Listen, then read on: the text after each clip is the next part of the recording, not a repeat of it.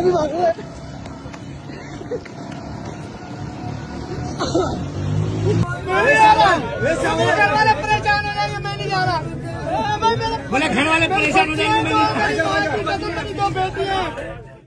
নোংরা নর্দমা আর তার চারপাশে ভিড় করে দাঁড়িয়ে আছেন অসংখ্য উৎসুক জনতা।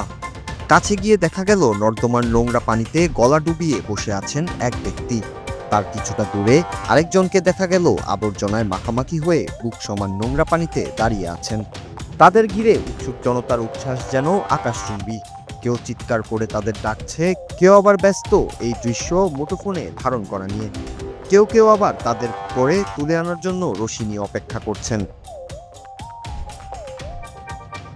সম্প্রতি এমনই একটি ভিডিও ঘুরে বেড়াচ্ছে সামাজিক মাধ্যম জুড়ে। অনলাইনে ভিডিওটি ব্যাপকভাবে ছড়িয়ে পড়ায় অনেক নেটিজেনের মনে জাগছে কৌতূহল।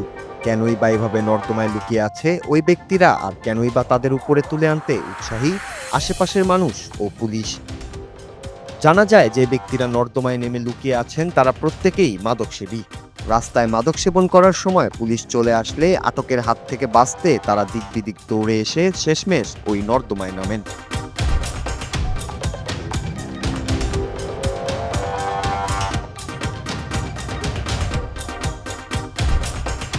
খোঁজ নিয়ে জানা যায় সম্প্রতি এই ঘটনাটি ঘটেছে পাকিস্তানের করাচি শহরে।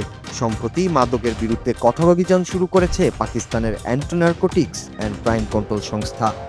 মাদকের বিরুদ্ধে চূড়ান্ত যুদ্ধ ঘোষণা দিয়ে শুরু হওয়া এই অভিযান গেল ডিসেম্বরের শেষ দিকে শুরু হয়েছে, যা এখনও চলমান। সংস্থাটি আইন শৃঙ্খলা রক্ষাকারী বাহিনীকে সঙ্গে নিয়ে শহরের বিভিন্ন প্রান্তে ঘুরে বেড়াচ্ছে এবং মাদক শিবির দেখলেই হাতে নাতে আটক করা হচ্ছে তাদের। पीछे नहीं गिर जाना, पीछे नहीं गिरना।